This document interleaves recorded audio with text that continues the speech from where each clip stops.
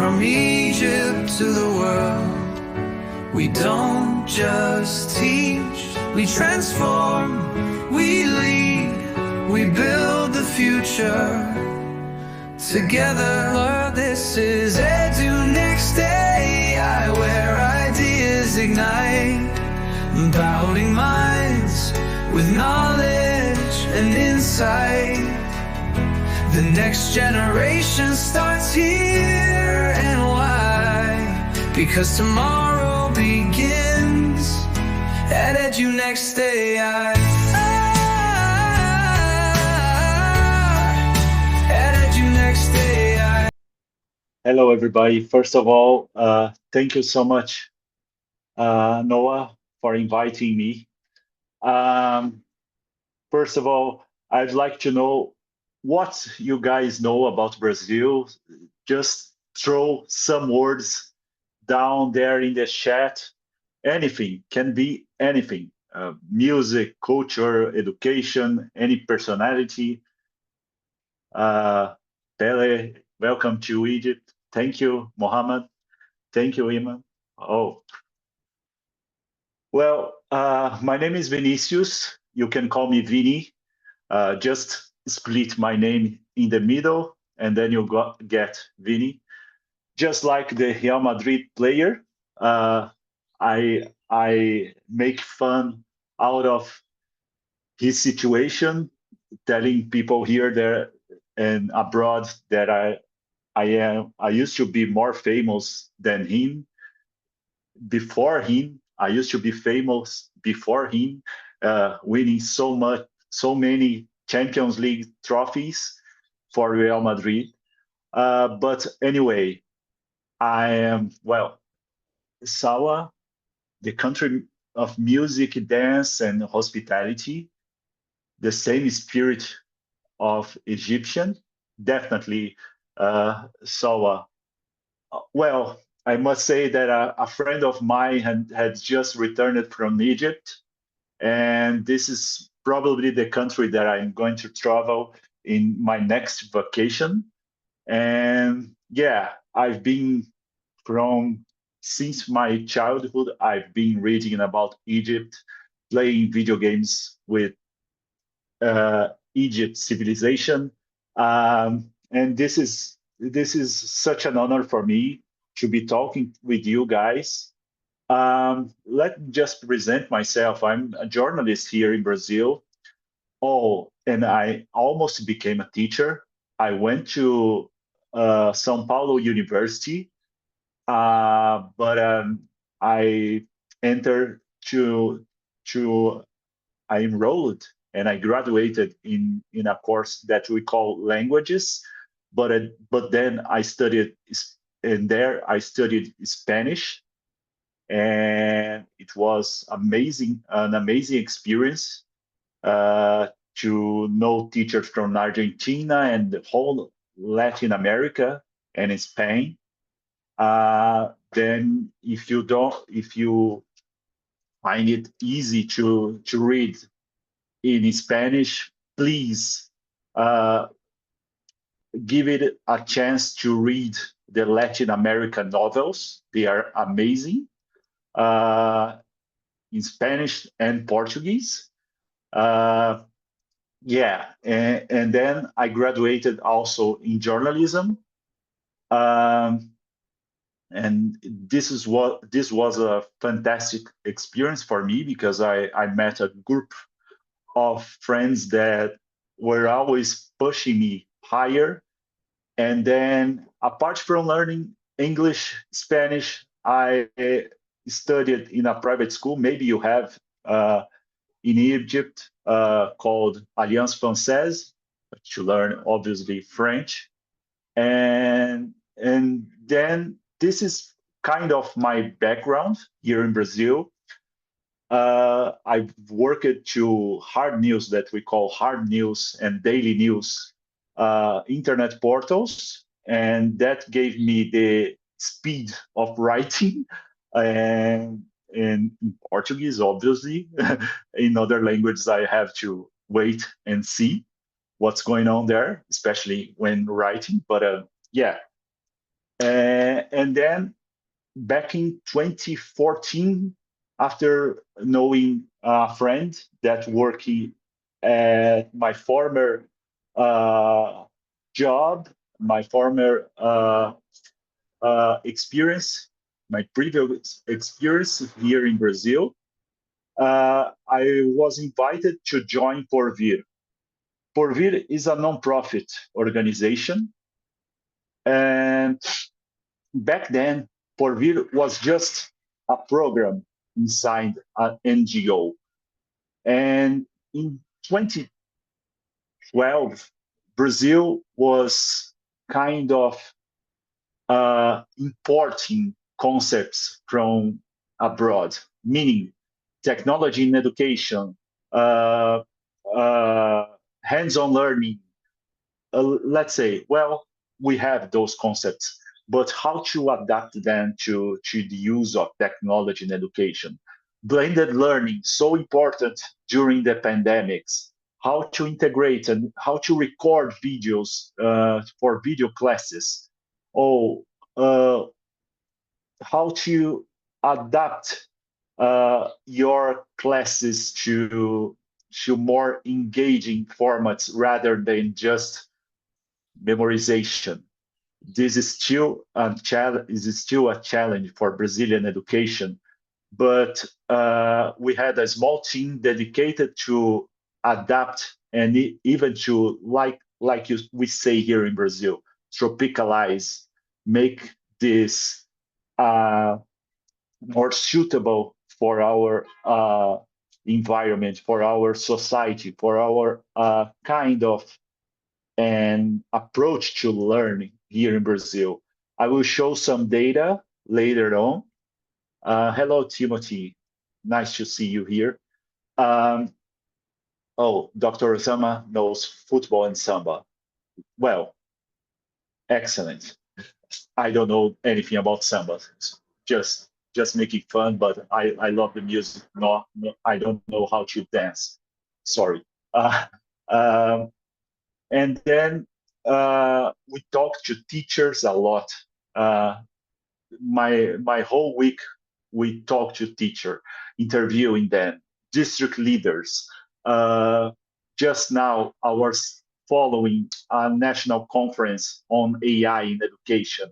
We are about to decide our guidelines, our rules, and how to adopt LLM that makes sense for Brazil.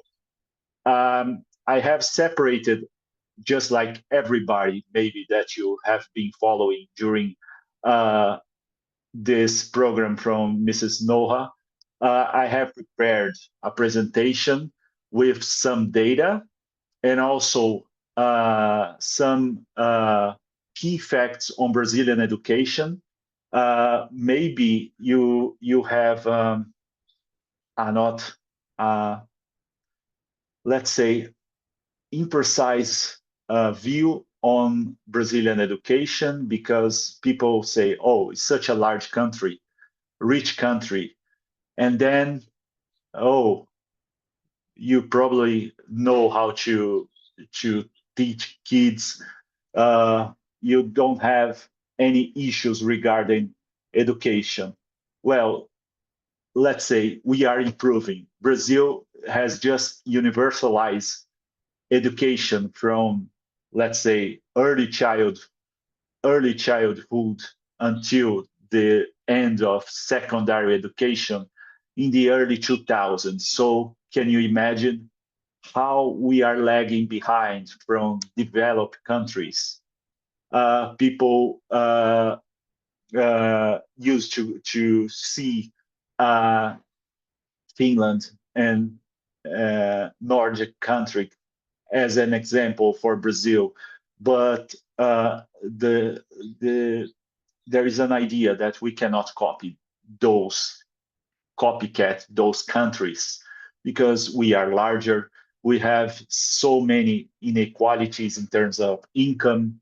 Brazil is a very racist country. I don't know if you are aware of that.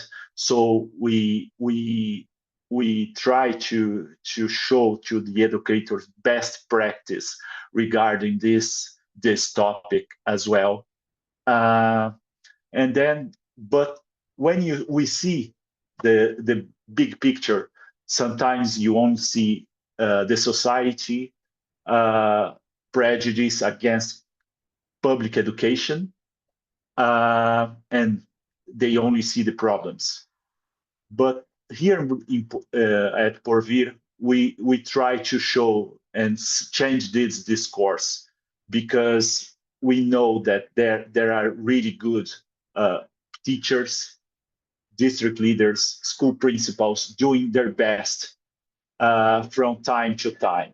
And then I will start my talk, the serious part from my talk, talking about the two teachers that we had the chance to know here at Porvir.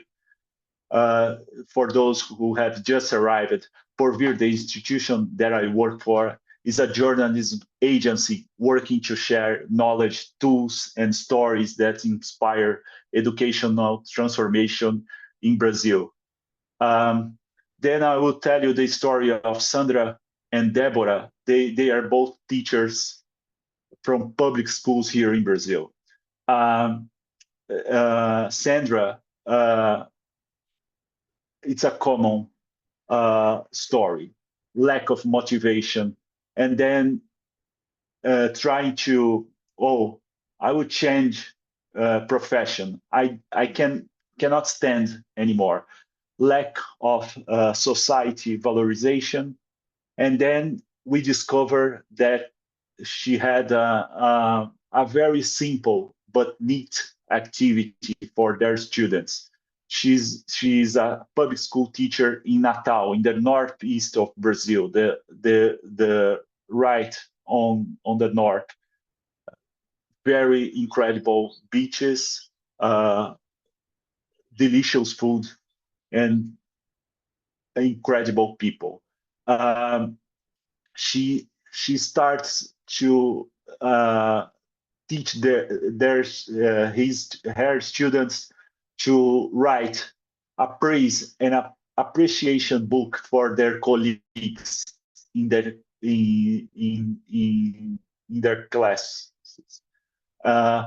Deborah, she lives near me at São Paulo state, the largest state that we have and the largest city in Brazil. Almost 90 million people in the city, 12 to 15 million people in the metropolitan area, and around 40 million people in the state.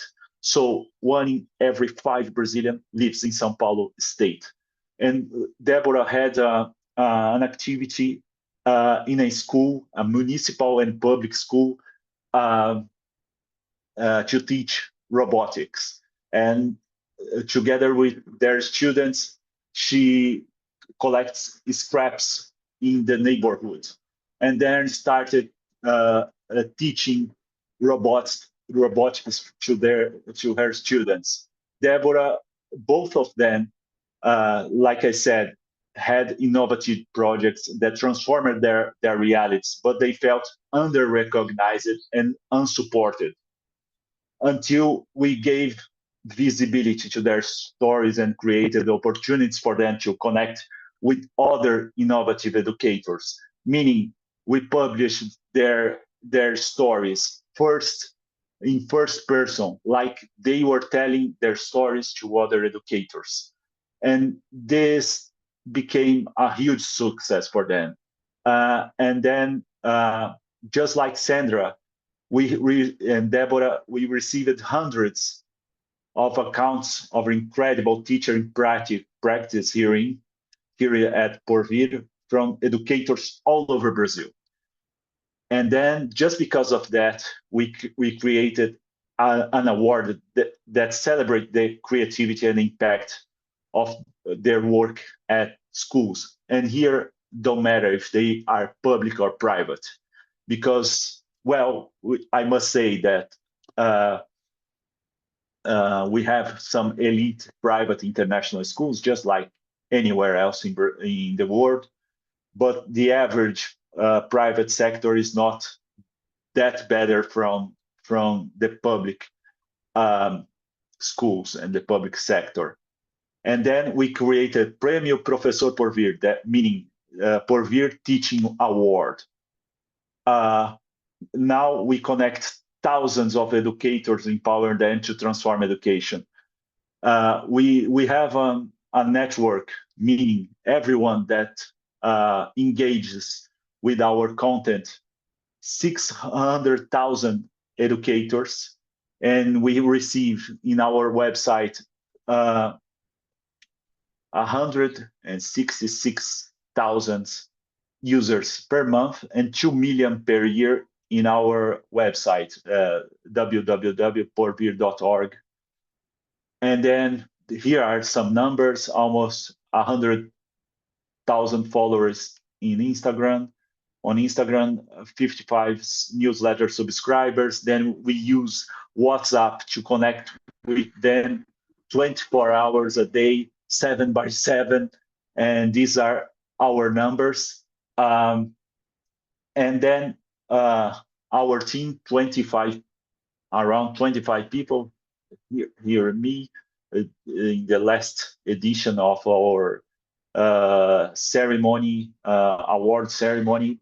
And then I would like to show you how big Brazil is. Here is around 200 million people, our language, Portuguese, almost no more than 5% of population speaks English. We have borders with all countries in South America, except from Chile and Ecuador. So 26 states, one federal district here in Brasilia, 5 regions, north, the Amazon, northeast. Here I am in São Paulo state, back here in the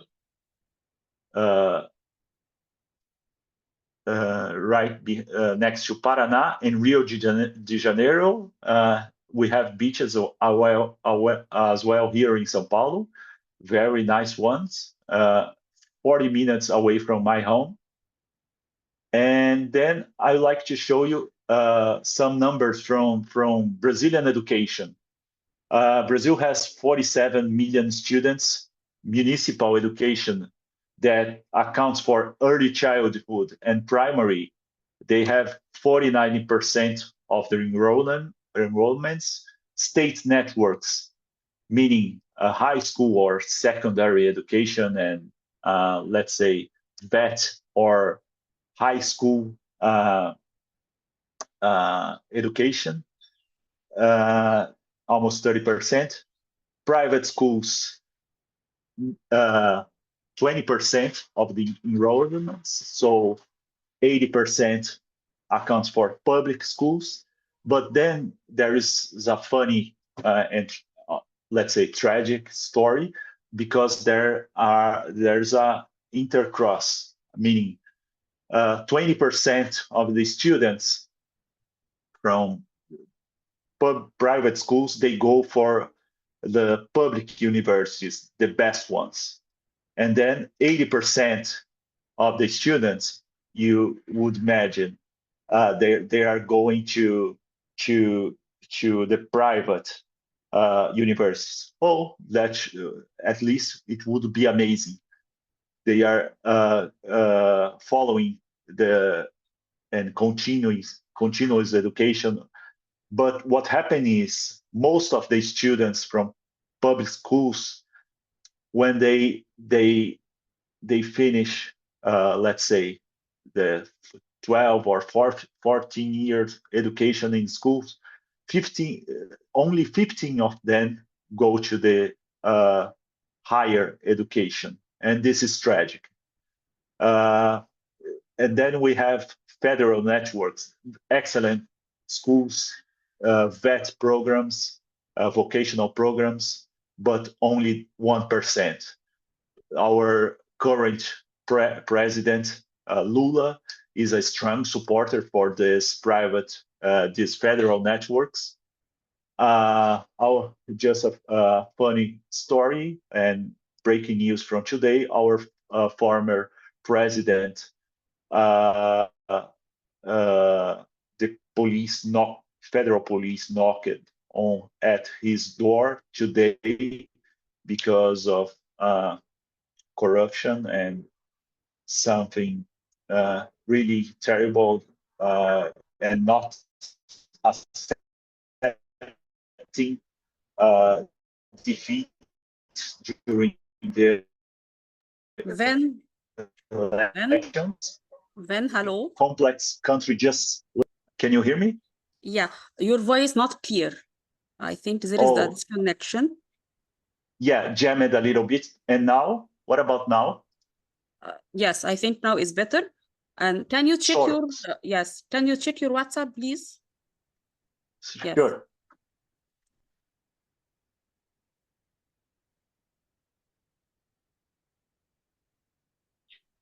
Okay. Is that okay?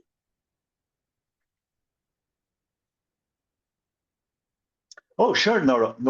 Okay, I'll take care of the group. I promise to be respectable. Thank you.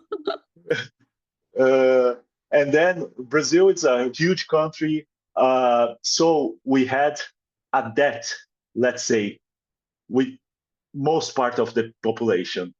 For example, personal story. I'm the first from in my family to go to university. My grandma was illiterate, meaning didn't know how to read and write. Brazil grew a lot during the post-war uh, uh, era, and then we reached democracy and started building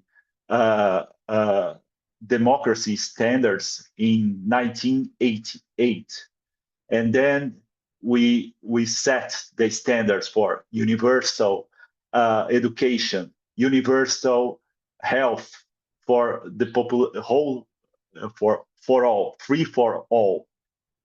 We make fun of Americans because they pay a lot for health insurance, and here when they come here to Brazil, they get surprised because it's free even for foreigners, for everyone. And then more key data of Brazil. Almost 180,000 schools, small schools. We have some difficulties regarding the north and the northeast regions. Internet access is limited to some states and most of the rural schools. But what happened is, even in urban areas, when you have internet connection, that means not always means that you have broadband. So, well, when there is a survey on internet connectivity in schools, sometimes principals say, well, we have internet, but that doesn't mean that that students and teachers can use the internet for pedagogical projects, for school projects, or even to watch YouTube during classes. And this is something that is really that's a real challenge in most parts of Brazil. More key data: 12 million teachers, mostly in public schools and private schools. Internet access in schools. In 2024, internet availability in public basic education, I mean K-12 education, we call basic education here in Brazil, sorry, remains limited to several states with overall access below 70%. in the north, in the Amazon. Let's say on the radio connection for most of the schools, and satellite connection. Now we have Elon Musk. What's the name of the connection? I just forgot. Sorry, but it's very expensive for most of the municipalities. Technological infrastructure is more robust in the private sector, obviously. We had in the past, during the early 2000s, some projects for digital citizenship, meaning distributing laptops for schools. But then we had equipment, but we didn't had connection, and we didn't had teacher training. So can you imagine rooms full of unused material and digital and tablets and this terrible situation? Just like I said, having internet access does not necessarily mean having reliable or high-speed connection suitable for effective pedagogical use. So yeah, when teachers want to show some videos and try something different with their students, in some schools we are in the last 5 years improving a lot because of new funds after the pandemic, after COVID. But yeah, there are still some or several issues regarding school connectivity in Brazil. I'm just trying to explain to you how maybe we are together in these challenges, and Brazil is not Finland. Brazil is Brazil. Brazil has a lot of challenges, and sometimes we people from abroad and even from the program that I participated together with Noah, people were very curious about Brazilian education, and I always said that this is very important. Brazil is a project of difficult and income inequality, and this reflects in also in our society, meaning educational opportunities. Just like I say, when only 15% of students from public schools enroll in university or even technical universities, let's say vet universities that we have here in Brazil, this is a tragedy. Integrating, I have written a lot of articles for Porvir about technology in education. And here the scenario is more or less like this. The word, these numbers that I show you in the previous slides can be summarized like this. Infrastructure and connectivity, internet schools is often so slow and unstable, especially on shared connections. There is a significant gap in access between public and private schools in urban and rural areas. Teacher training, well, universities in Brazil and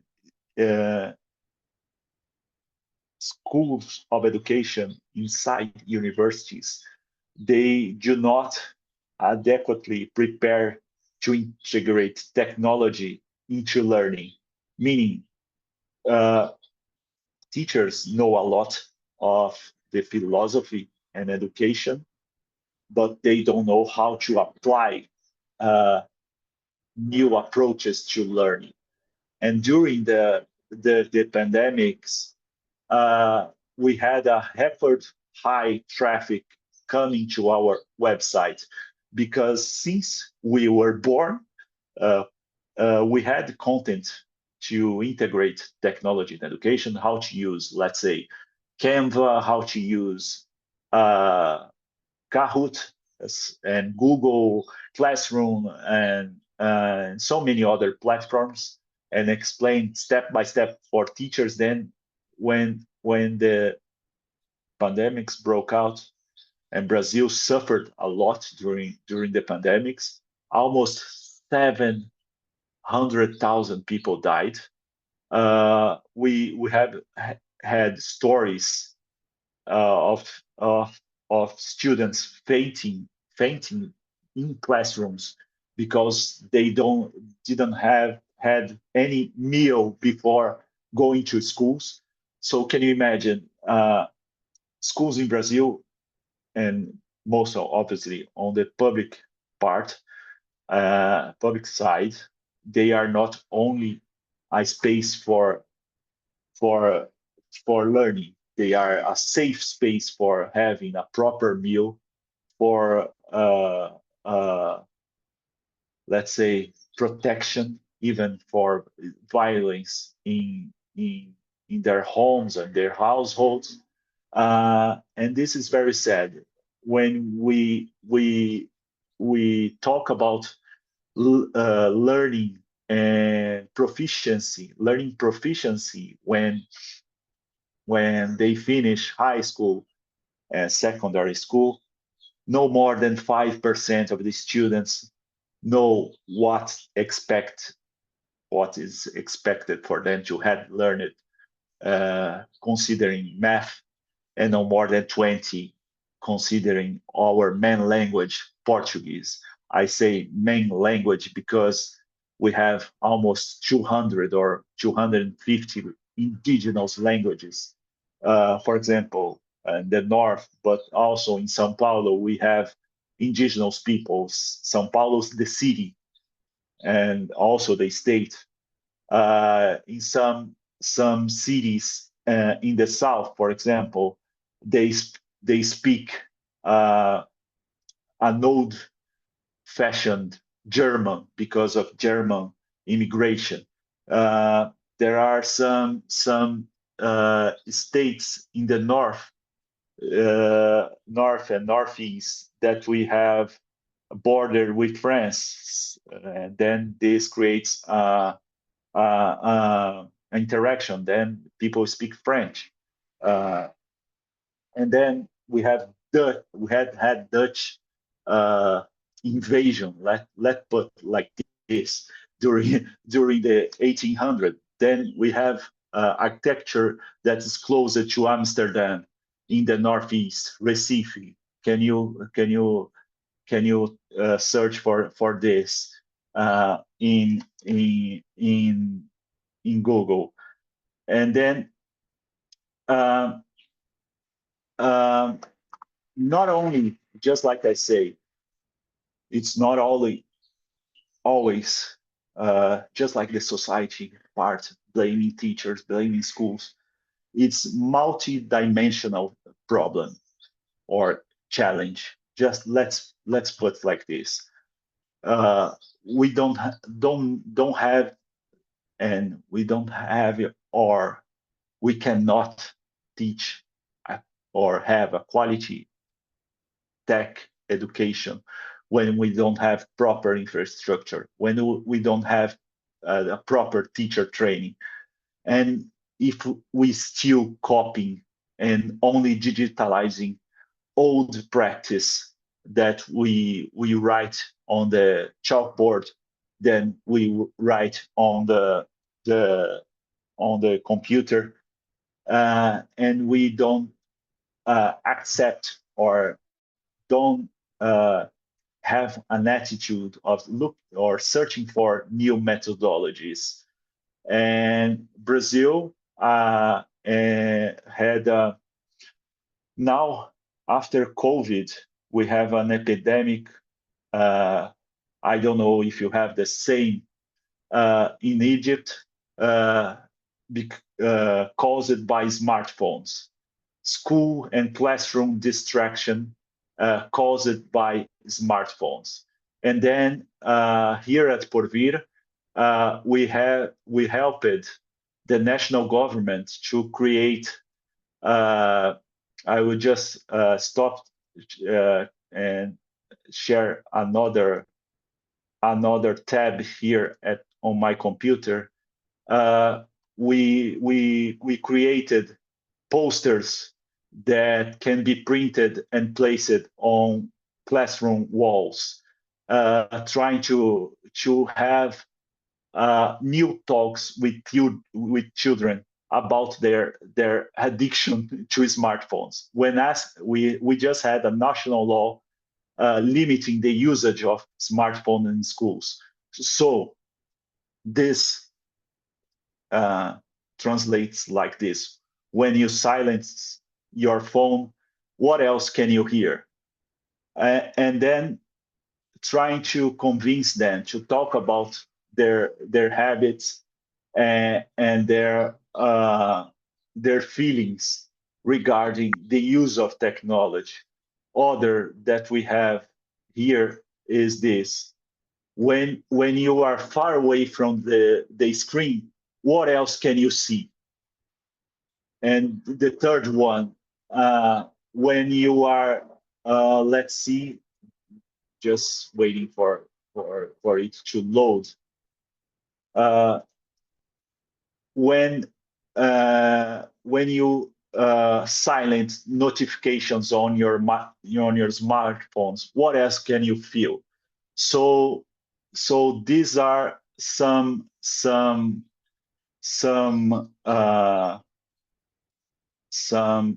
issues that we had here in Brazil, and everybody from rich people to the lower income, from private to public schools, got together. We need to stop this and go back a few steps, limiting the usage of smartphones at schools, and then try to have new conversations regarding smartphones and technology. And I will not say that it's running okay, but it's much better than used to be in the past. Children are still complaining that they need their smartphones to talk with parents when they are getting out of schools, going home, but they admit that there is less distraction during classes. Well, guess what? It worked. And then this is something that it's still ongoing. If you want, I can share afterwards some of these guidelines and lesson plans that I've helped to write and um, uh, produce here at Porvir: lesson plans, PBL projects, and school meeting with families. Let's say plans for scripts for school meetings, families and teachers. They are all in this link that I sent here in the chat, on the chat. You can use Google to translate, but then I will ask people from the national government if I can share the text files for you. They are really nice and can be adopted in diverse schools. They are not for Brazilian schools. They are for a broad audience, and you can see if it works for you in your schools, because we did it with care, respecting privacy, religion, and a very welcoming tone, so that students and teachers can feel represented in this content. And why I'm telling all of this? Because, well, when we see this website is very nice as well. Better images of AI. I will show you the link. I will send you the link. It's excellent to represent AI in photography and to show people. And it's part of research project in Europe, because we need to represent AI so that people do not see themselves as robots. So they show they have a huge gallery that you can use for free in your projects, and show, let's say, speech recognition, data privacy, all these topics related to AI, and in a better let's say situation than than robots, those uh, image banks robots that don't engage anyone in this conversation. And then why I'm telling this, because it's hard to just throw AI platforms in this environment of inequality, of access to technology, to teacher, to adequate teacher training, and to infrastructure, let's say, that's inappropriate in schools.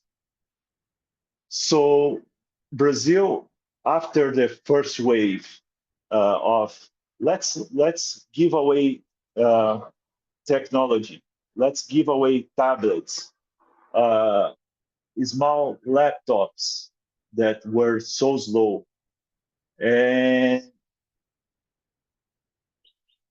after the social media era that gave us violent and teach and show for us the best, but also the worst part of a society. And our societies, Brazil as well, is a very polarized country now.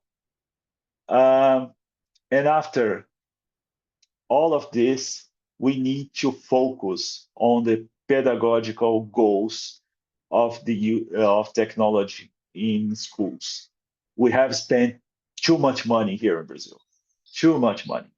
So we need to have a balance.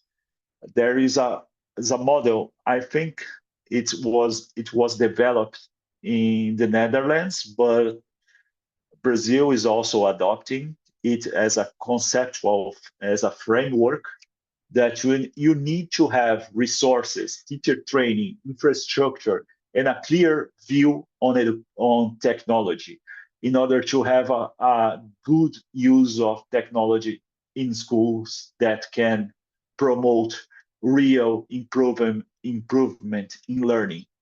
Uh, so it's very difficult for most teachers here in Brazil to use AI if they are lagging behind in the previous era. I have a self-assessment platform from the national government here that I can show you as well. That in a scale from 1 to 5, most of the teachers in Brazil um, are are in the second level, meaning this is I'm using Google's translator. Just tell me if it works or not. Self-diagnosis of teaching digital knowledge. So they have 80,000 responses, answers, 3 dimensions, 10 areas of knowledge.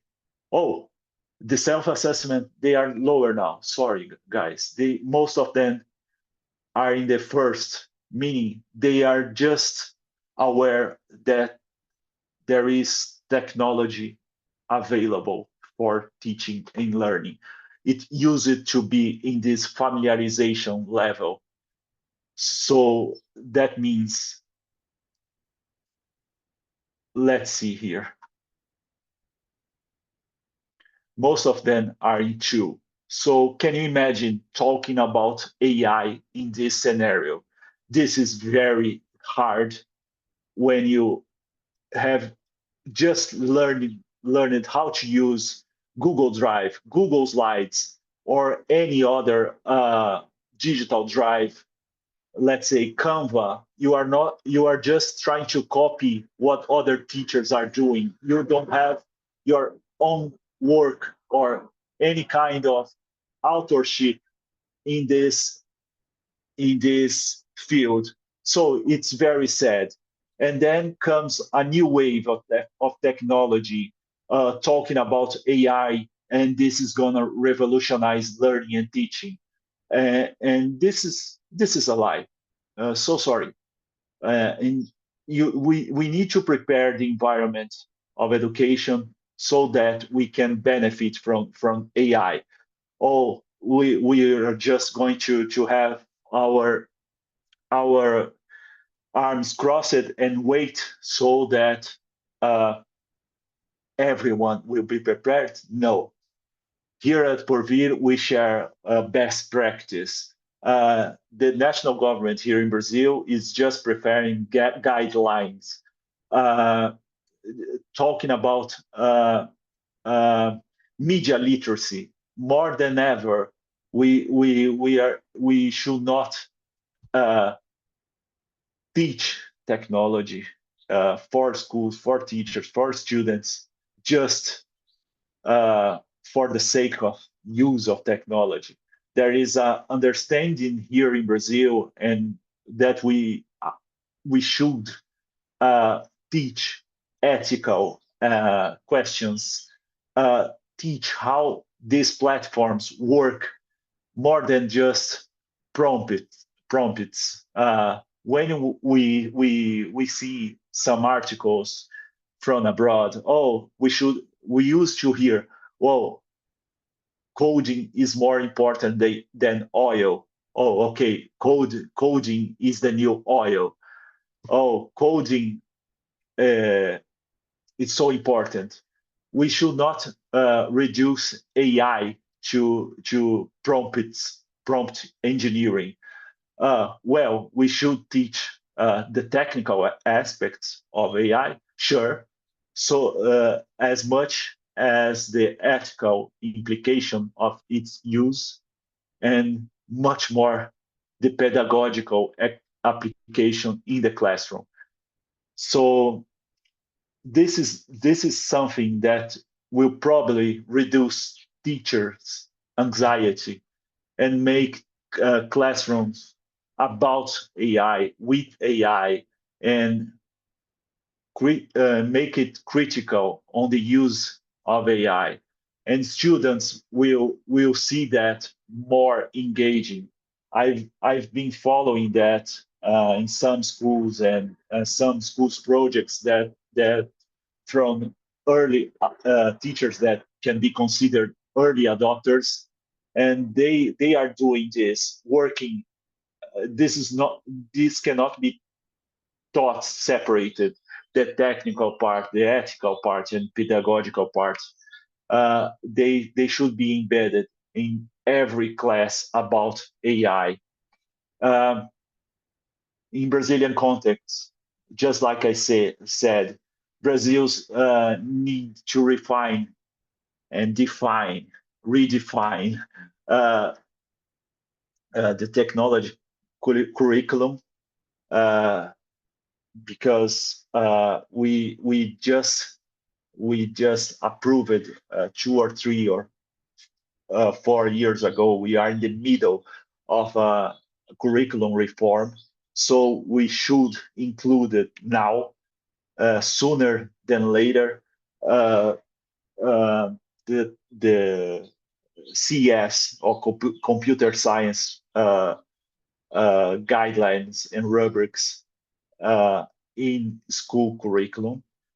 AI should be used to reduce educational inequality so that teachers that have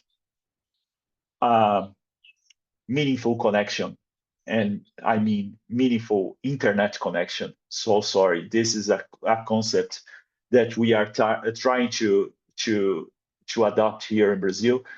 Uh, Meaningful connectivity means proper and adequate applications for teachers, adequate internet speed, and fast computers, and not uh, something that you should wait 20 minutes to turn on, and then you have logging problems, and so on, so on. So we have a national data protection law. This should be respected as well. On Brazilian Instagram, sometimes because of these LLMs that can generate uh, drawings from children photos, um, teachers are taking photos of their children in classrooms and trying to imagine, trying to imagine, sorry, trying to imagine how their children would be in the future as a lawyer, as a teacher, as a scientist, and this is severe disrespect from this data protection of this data protection law, because you are sending children pictures to these LLMs, these models, these AI models, and you don't know how this data, this children data, is going to be used in these platforms. So, and very important, you probably have heard of this, that these models reflect database from US, Europe, and developing countries. For us, we should create our own models. They will not be as advanced in the beginning as the OpenAI, as any other that you are talking about, but they should reflect our societies. When we say, we type about, we search how is a school principal, show me the picture of a school principal on Chat GPT here in Brazil. Show me a Brazilian school principal. They return, let's say, a white man, almost 190 meters tall, but in fact, a school principal and a teacher in Brazil is a woman, black woman. And can you imagine how this projects a false image to children, and this causes,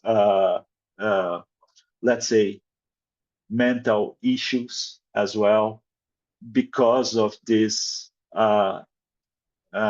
wrong perception of Brazilian society caused by these AI models.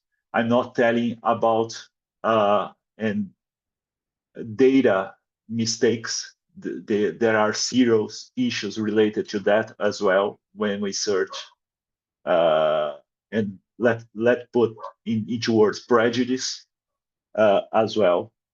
And there is and this is something that teachers should understand, and it's very difficult as we don't have the proper teacher training, that these platforms, they are underdeveloped.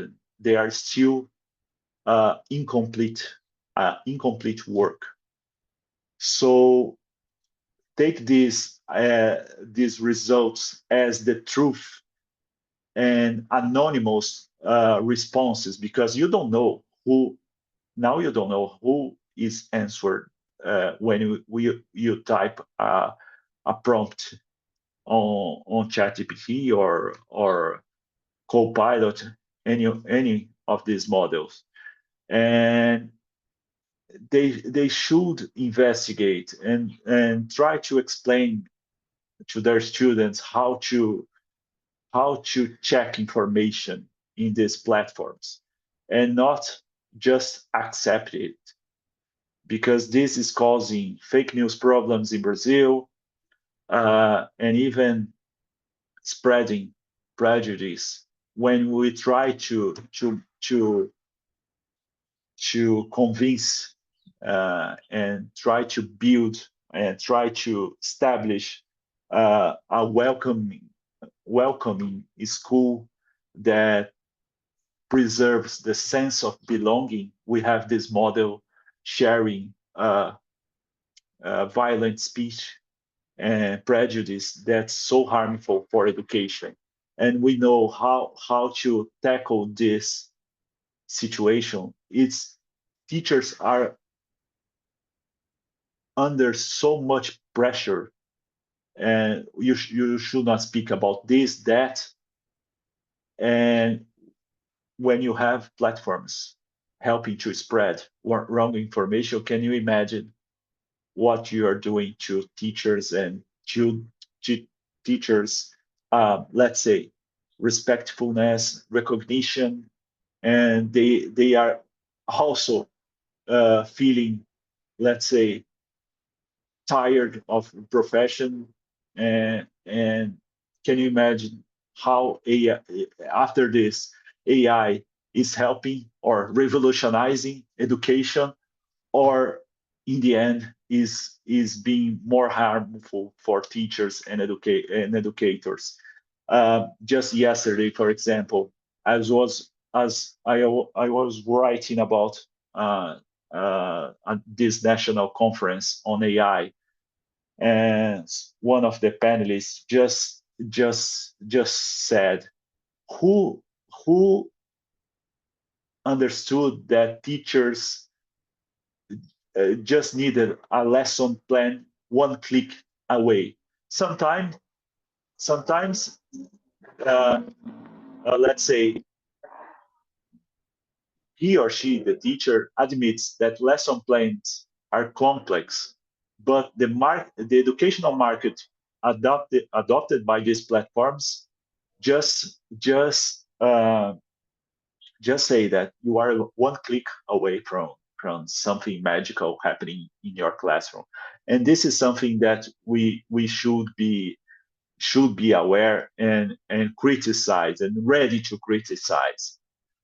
This is another picture from this better images of AI that I love, that shows people uh, uh, the picture, but also the picture dog recognition, and the challenges for AI in education, just like I said, needs to evolve. Educators are part of uh, but they should not walk alone. We should respect their daily routine, and sometimes, as they didn't have the proper and the adequate or access to good teacher training programs, sometimes they will not recognize this as something useful. I do believe that AI is useful, okay, but if you don't have this repertoire, I don't know, this knowledge that technology can be useful, they will only see these new platforms as a new trend, as something that will make them work even more hours at home.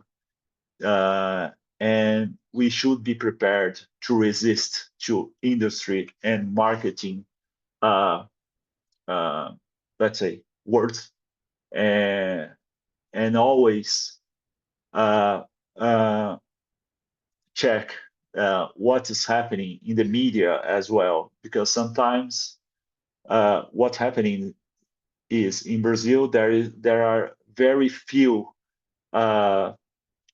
websites dedicated to education. And then we know that education has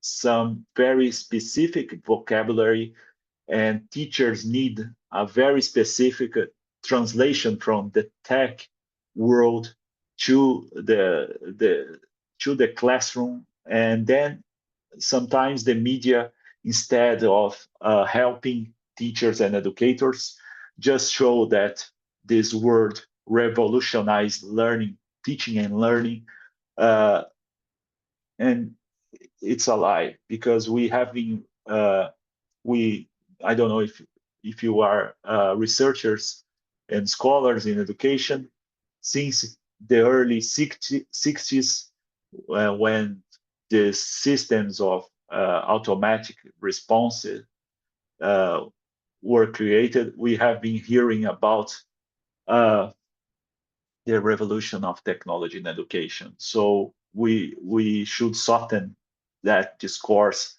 and try to understand how teachers are teaching, helping them to share uh, common goals, share their best practice with other teachers, because, well, you should also know that teachers learn better from other teachers than when you hire a consultancy firm for a speech that lasts no more than 2 hours, and you expect that you're gonna have a completely different school after that. That's a lie.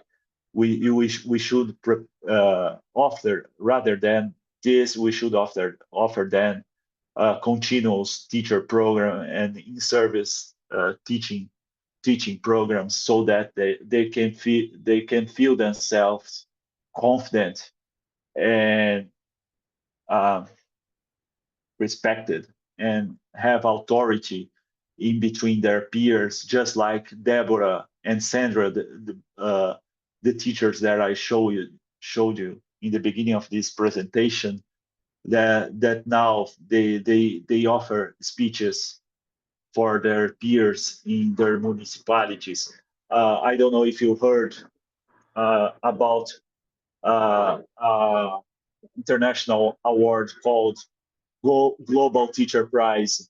Deborah was selected as the top 10 finalist back in 2021 or 20, and this changed her life. Absolutely changed her life. Now he's a school network technology coordinator. She writes books on hands-on learning, how to use scraps or recycled material in technology projects with children. So this absolutely changes the discourse in the classroom. Sometimes teachers say that, well, I'm not telling that investment is not important, but sometimes you don't need to build a Lego uh, uh, spaceship. You just need creativity, attitude, and confidence to create fantastic classroom projects with your students. AI cannot can also be cheap.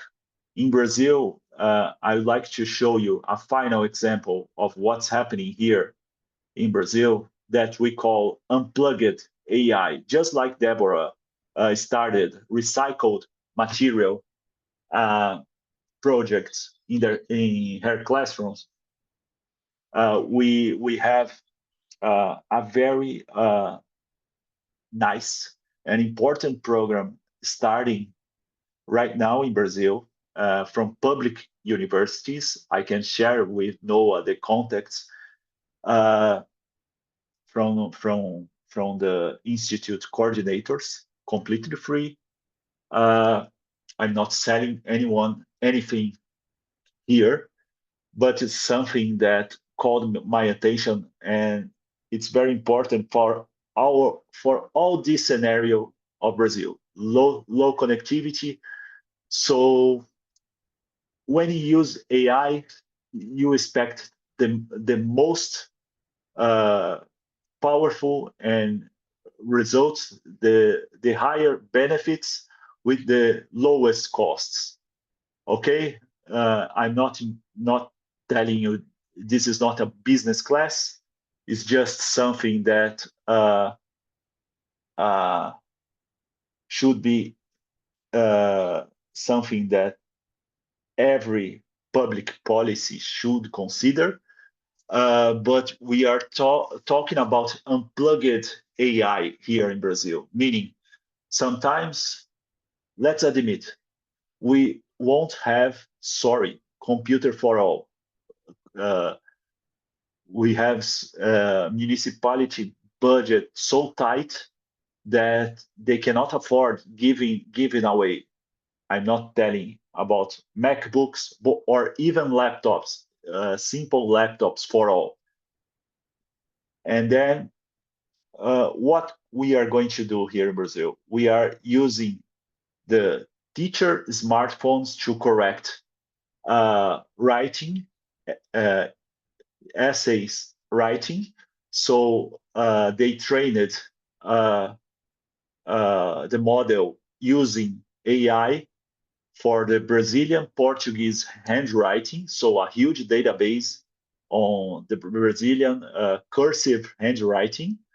And then teachers can now take a picture of the essay written on paper, and even math calculus, simple operations that we do in schools. And then they take a picture and they receive the correction instantly. I have a video here.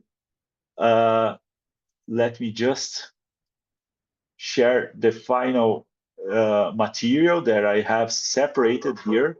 I expect that you are not sleeping. Stay awake with me. Now it's going to be fun because it's really nice.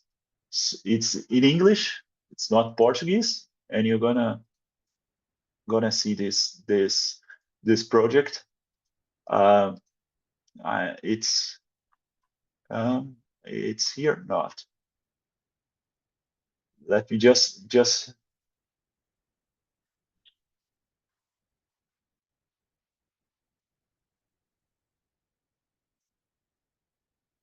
it's hold on just a minute. It's on another tab.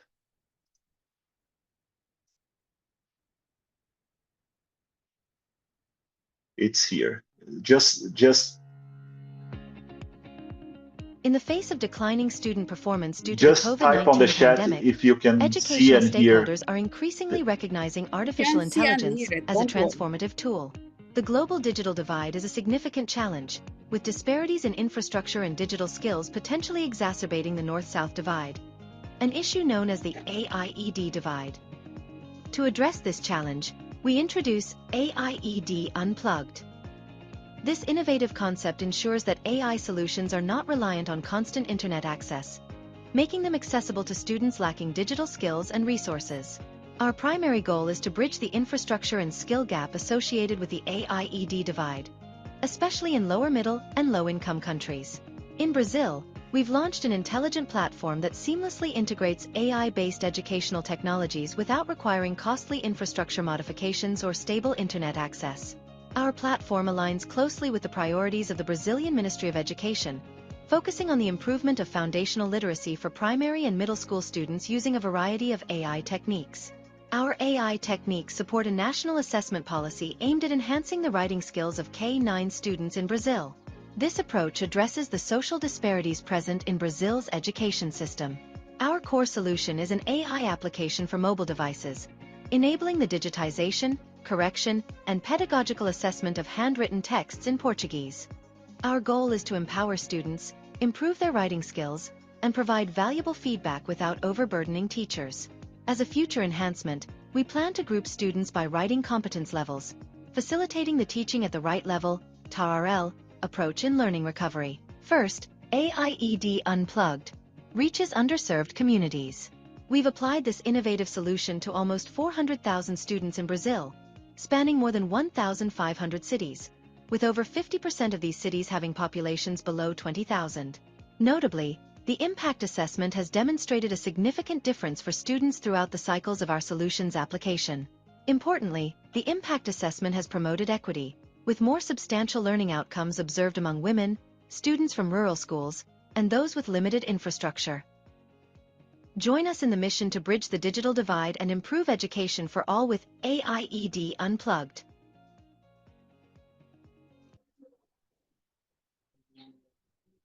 So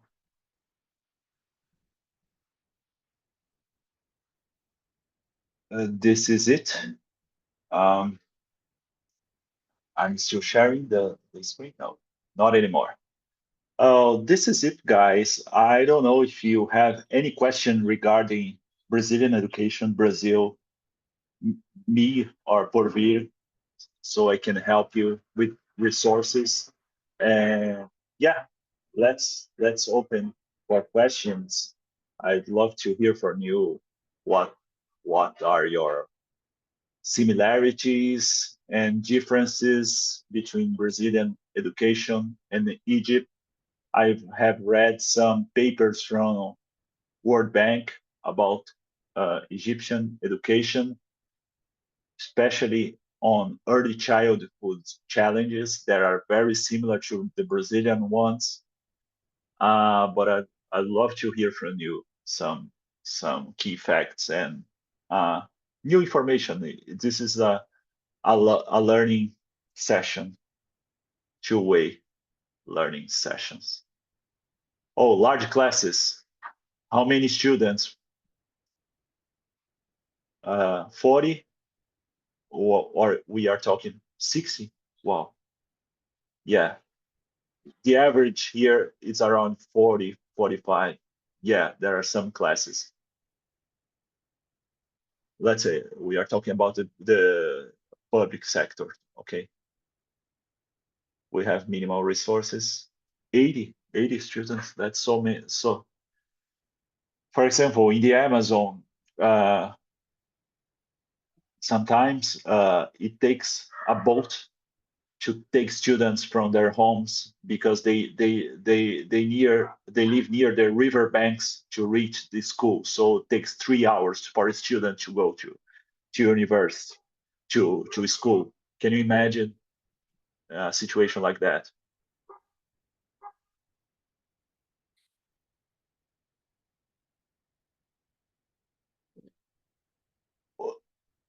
What are If hi Amira, can you? participants, sorry, Van, if participants wanted to unmute themselves and to share their opinion, please do. Yeah, please Can I, just Dr. Noha? Yes, okay. turn on your Hello. camera if you want. Okay, hello, doctor from Egypt. I am a teacher. Hello. Hello, I'm a teacher for a primary stage. Uh-huh. I spent latest 10 years deal with very young learners. We deal with technology in a different way. Most of Egyptian people have mobile phones. So Uh-huh. we adapt technology in our approaches and techniques and strategy inside classrooms. If we need to use videos or maybe sheets or any kind of materials, we can download Okay. these materials and bring them on a removable maybe flash card, flash memory, and Okay. show them to our students inside classroom in a data show on a panel, and we can Okay. communicate with them inside WhatsApp group. We have Google Classroom platform. Okay. Use it with our students. We give them tasks as presentation or maybe surveys or maybe give us responses online when they go back to their home. Then Uh-huh. we discuss this later, because we have kind of blended or flapped classroom. Okay. So we are not using traditional way in using with our Uh-huh. students. We adapt, Purpose. Yeah. yes, we adapt learner-centered approach inside our schools. Do you get the Mhm. idea? So Yeah. we modify technology to help us to deliver the message to our students.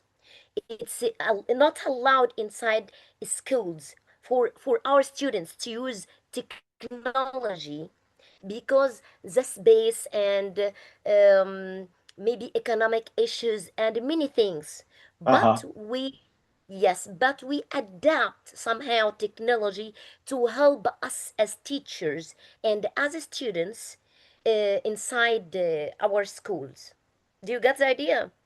Uh-huh. I hope And I so hope so students cannot use their own phones, but you can share using your phones new resources for them to work at home or even in the classroom, right? yes, at home under control of their parents, of course, but Oh, okay.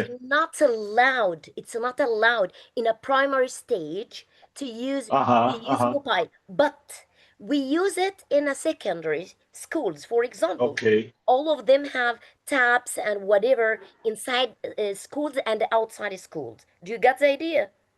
Yeah, in Brazil, this new national law approved in the beginning of the year, the situation was chaotic, meaning uh, too much distraction and teachers burning, having burnout, like say, really tired to let's say administrate or to manage their classrooms.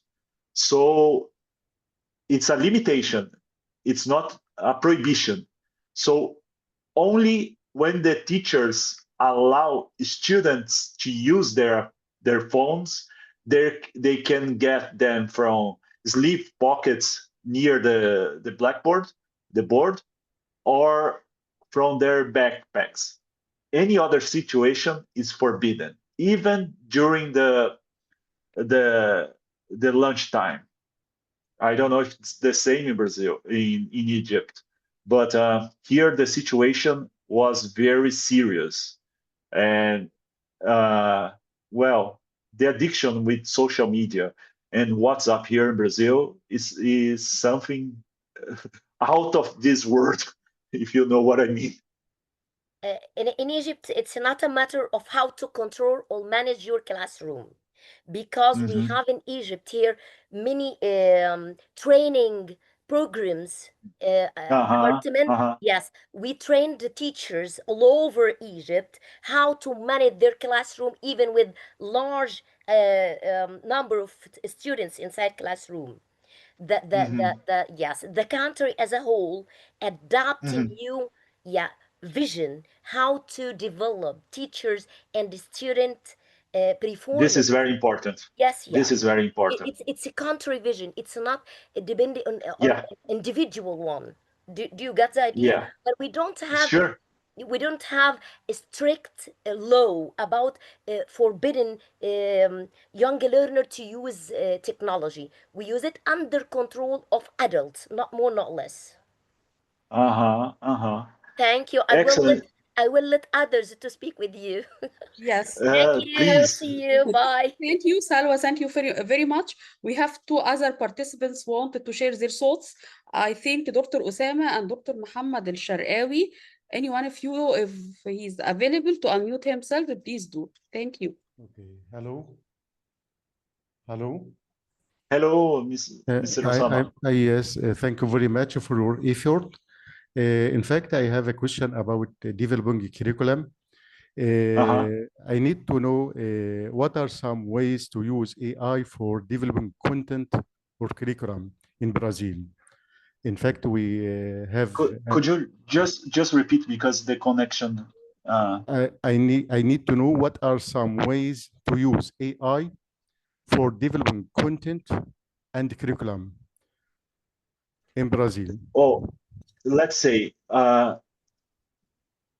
there is no we are still creating these guidelines. Just today, we are trying to create this curriculum. The first draft for AI curriculum was just launched. For example, yesterday, UNESCO launched these guidelines for student skills that should be developed for students in Brazilian Portuguese. So we are.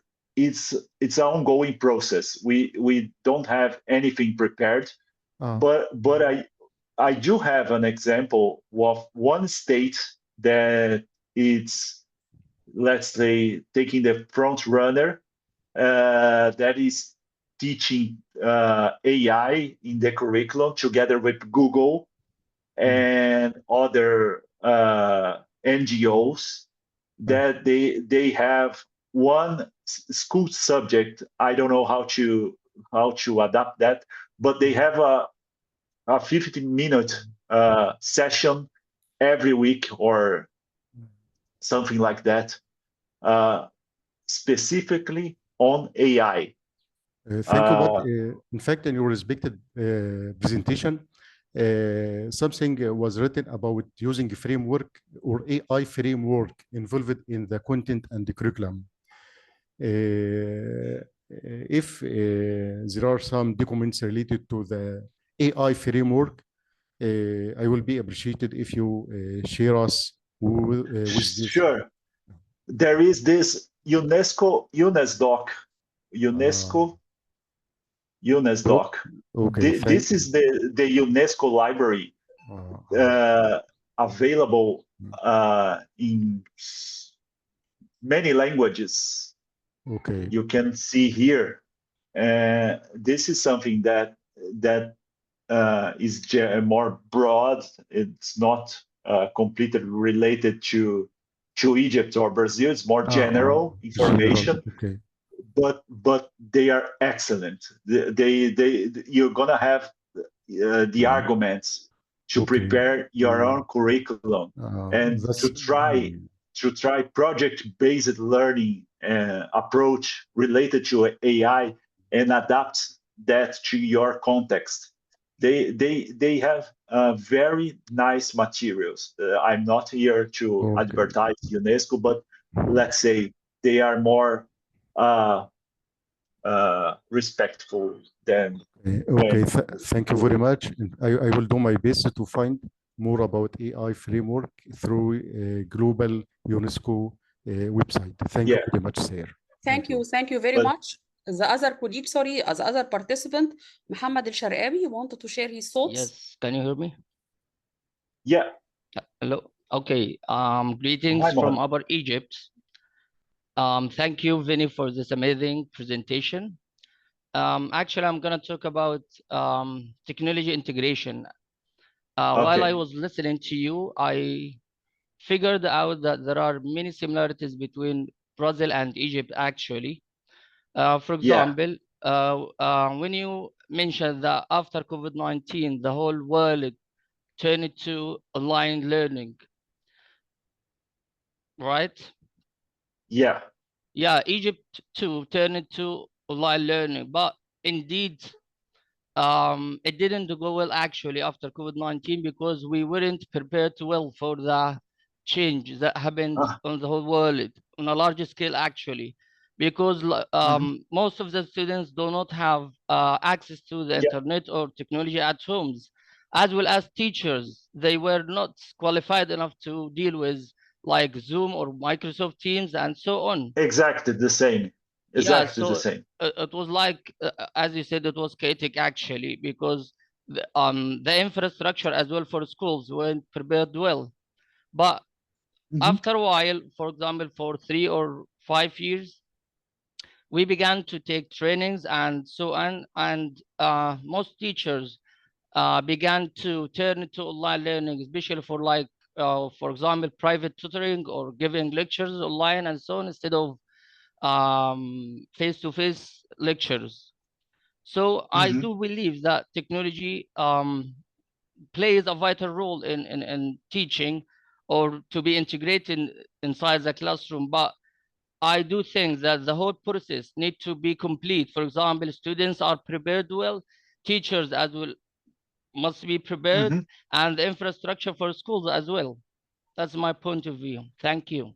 Uh, and Mohammed, one thing that happened here in Brazil, we Yeah. were running in the emergency, uh, let's say, emergency modes during COVID.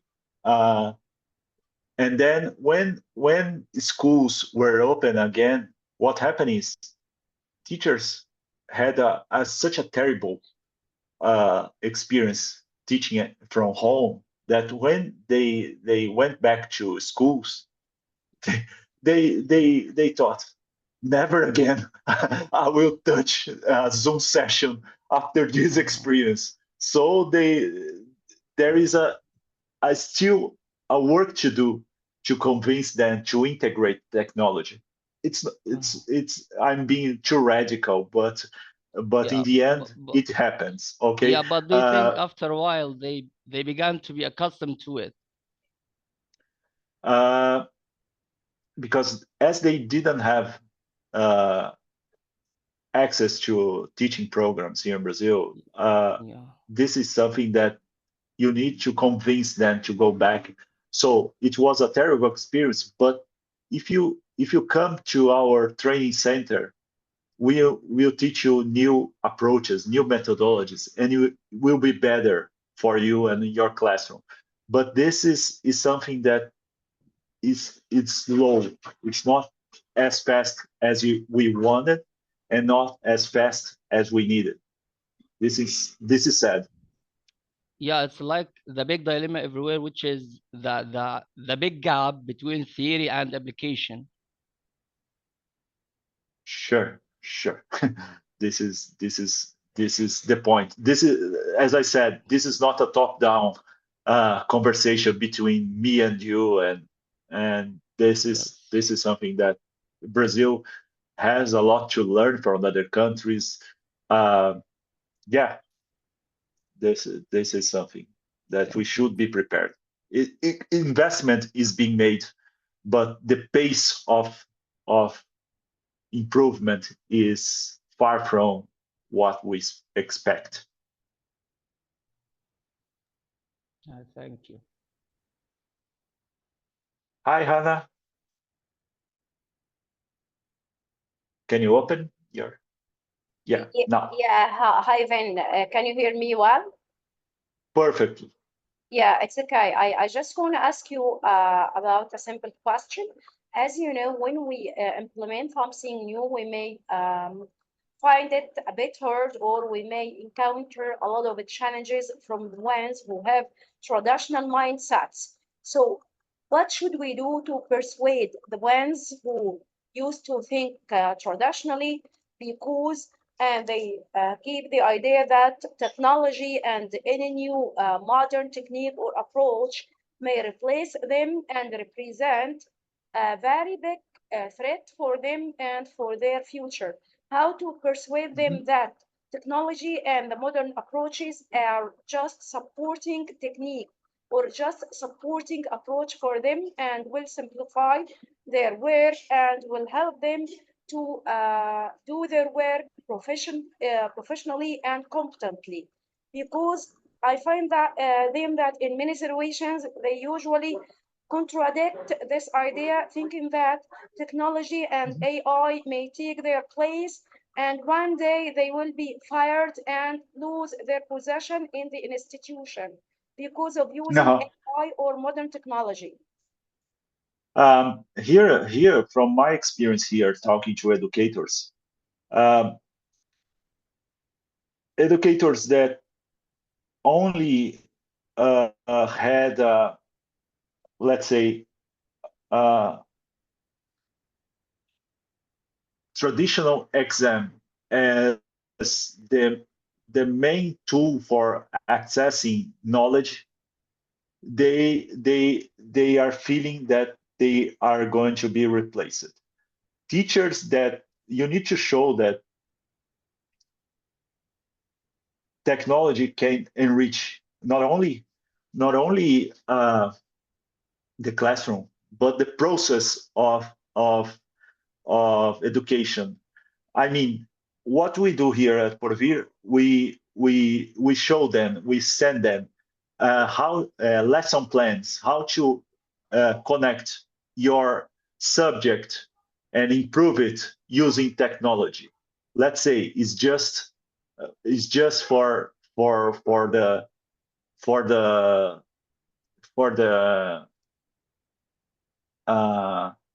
let's say it's not, technology now cannot be used just for the funny part of the lesson. You should integrate with the content and show to these teachers that some examples from other teachers in similar contexts that are doing well. So first you provide them something meaningful that makes sense for their learning goals.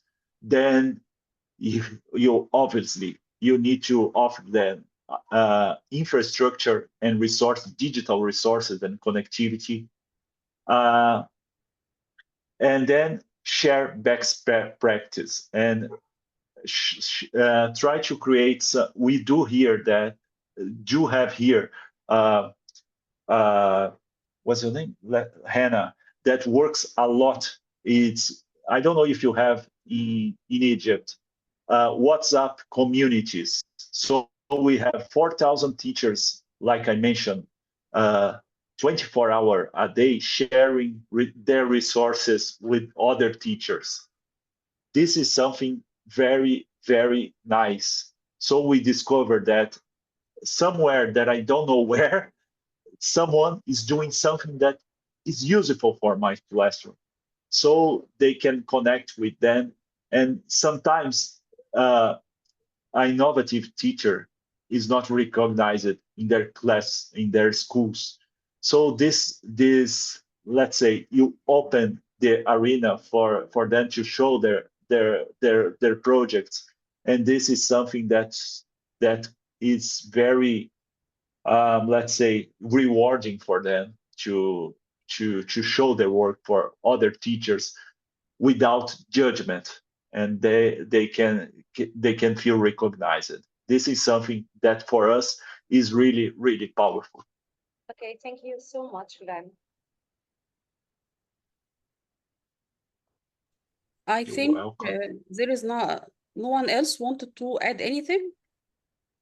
Do you have anything to add? Okay.